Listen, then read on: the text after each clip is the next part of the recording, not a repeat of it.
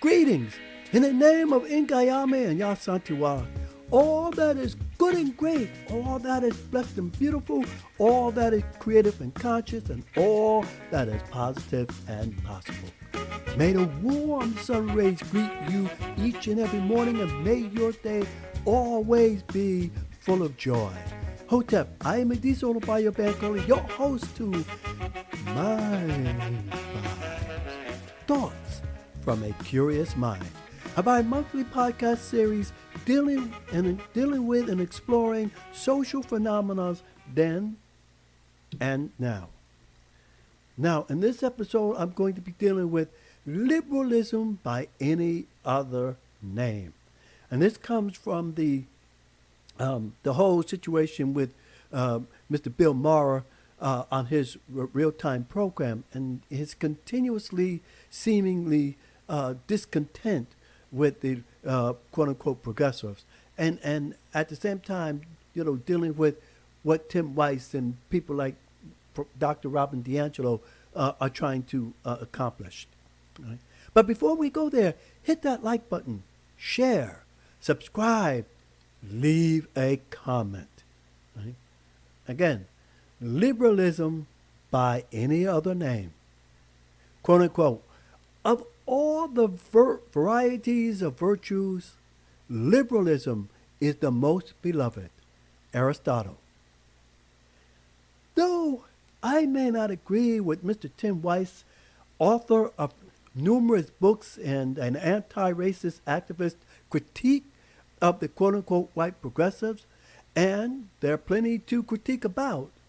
However, Mr. Weiss' critique is with the intent of educating his own people, progressive liberals, to the very realities of not only their own insecurities and phobias, but the existence of the whiteness paradigms that we have been suffering through for the past 500 plus years.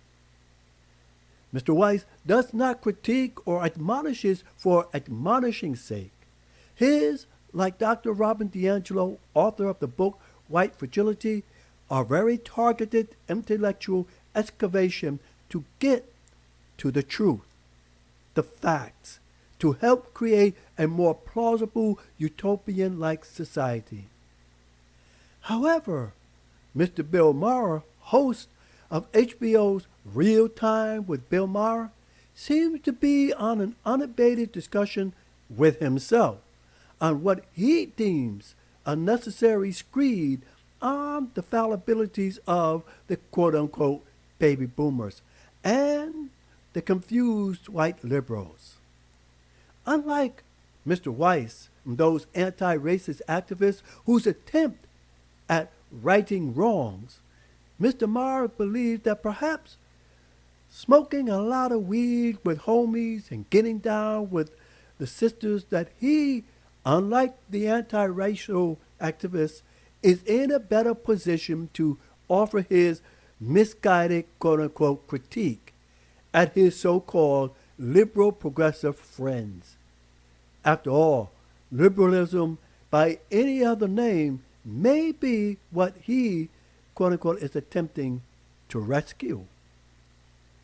There is a difference between legitimate critique as opposed to constant dissatisfaction. The latter deals with finding faults and then bashing them, while the others truly believe that excavating the faults, but at the same time try to increase awareness of the faults to advance some form of resolution for them. It seems after the Obama's presidency and with Mr. Maher, I feel that he felt that Obama was dissing him because he did not appear on his show until his last month in office. Apparently, after the orange orangutan got in, there has been a steady decline in Mr. Maher's embrace of what he knew as liberalism. It seems these days he, Mr. Maher, again, unlike Mr. Weiss, has come, who has, demonize the progressives on every mistake, every nuance, and every little thing. He feels they are not doing right. Unfortunately, again, unlike Dr. Robin DiAngelo, he doesn't even pretend to be looking for a solution or how to reinvest what was once the hallmark of quote-unquote liberal whites back in the day. Now, here, what I'm dealing with is, you know, week after week, he somehow or another finds something to bash the progressives with, you know. And it's like somebody said, you know, veterans sometimes, you know, they can't change. You know, they're stuck in what they do or what they used to do. And I think this is part of Mr. Maher's issue, is that, you know, what he used to do as a progressive, he can't now, and only because times have changed. You know, there are different situations, different circumstances that the youth today are dealing with. You know, and it reminds me of an interview that Kay, who used to be the lead singer for the Steppenwolf band, John Kay, in an interview he did, he was dealing with what he felt went wrong with the hippie movement. And he was dealing with the fact that the elders could not connect with the youth, and the youth could not connect with the elders. And I think this is the issue that we're having today. You know, every generation goes through their things, their issues, you know. Here again, however, Mr. Maher seems to be lashing out at what he may perceive as no one is hearing his critique, that no one is taking him seriously.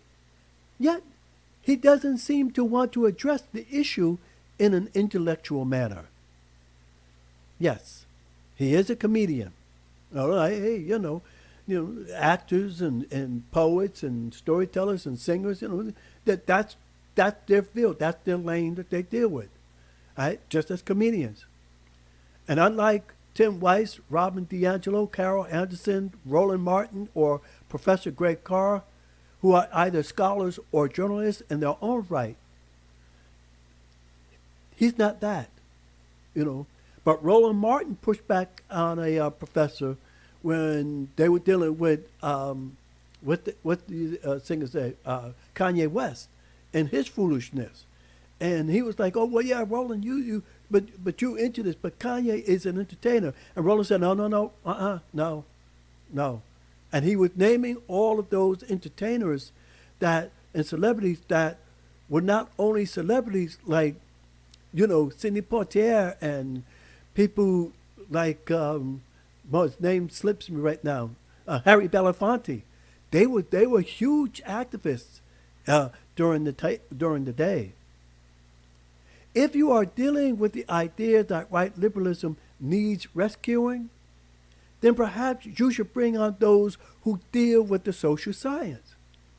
Instead, Mr. Maher wallows in obscurities by bringing on people like Professor Wharton, who has some peculiar ideas of how to spank a white professor for dealing with her own people, or the white lady who claimed that Vice President Harris has too much baggage or is off-putting, and also lying on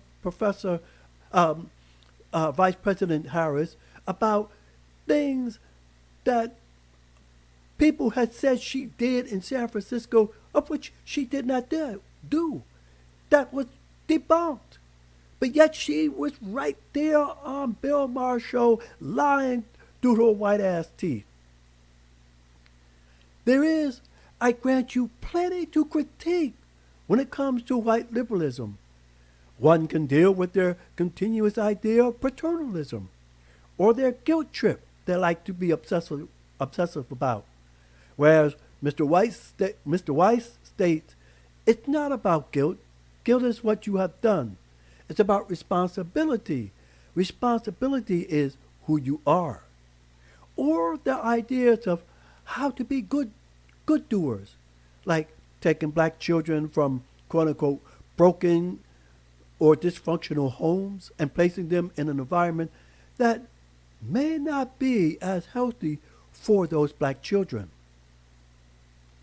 As I have stated above, there are some criticisms on the white youth back in the 60s and liberals that Mr. White has that I, as a black man looking through a black lens, disagree with slightly. Though in the beginning of my Mind Vibes Thoughts from a Curious Mind, I did 8 episodes of An Ode to Woodstock, where I laid out my hindsights on that event and the countercultural movement, their faults, their aspirations. I dealt with, what I saw were the shortcomings of many whites in the hippie movement and, what they did not know then and what they know now. Because again, you didn't have a Tim Weiss or Robin DiAngelo or the young lady who wrote Witnessing Whiteness. You didn't have those people back then. So they were trying to deal with something that they felt was going to achieve the kind of utopic society and was going to usher in the kind of cosmic brotherhood. Nevertheless, one should give voice to the progressive movement. But to do so, one has to acknowledge the history, the philosophy, but more importantly, the changing times, where what they did as liberals back then may not work as progressives now. Those are worthy conversations to have. But to week after week find something to bash them over the head with, yet offering no insights or solutions, just a continuous stream of anxiety of what, quote unquote, what is wrong with the lefties, is to me jerking off on your brand of self-righteousness and self-flagellation without any notion of solving problems. Again, I don't mind critique, but if you are going to go down that road, have the decency to explore the possibility that you yourself may be one of the problems by contending that they have become the issue. You at Bill Maher or those who are like you, y'all may be part of the problems because you're not really dealing with and talking with people like that beautiful sister out of the Bronx, Alexandria Ocasio-Cortez. From what I can see, beautiful soul, beautiful spirit, very, very humane. She may have different ideas of how we need to do things. Her focus is on climate change. One of the things that Tim Weiss was dealing with when he was talking about the civil rights movement is, what we did not focus on so much was justice and how the police department was run. Because maybe we wouldn't be seeing so many brothers and sisters being killed outright by police brutality. But then, that's hindsight. When you're in the throes of revolution or uprisings or, change, you don't always see those things. You don't always know. Again, just like those wonderful white youths back then. They didn't have a Tim Weiss, like I said before. So they didn't know.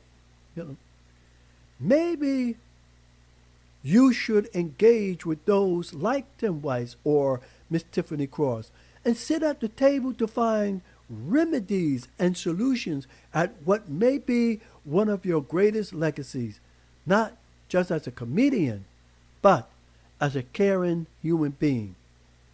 Because liberalism by any other name is still liberalism.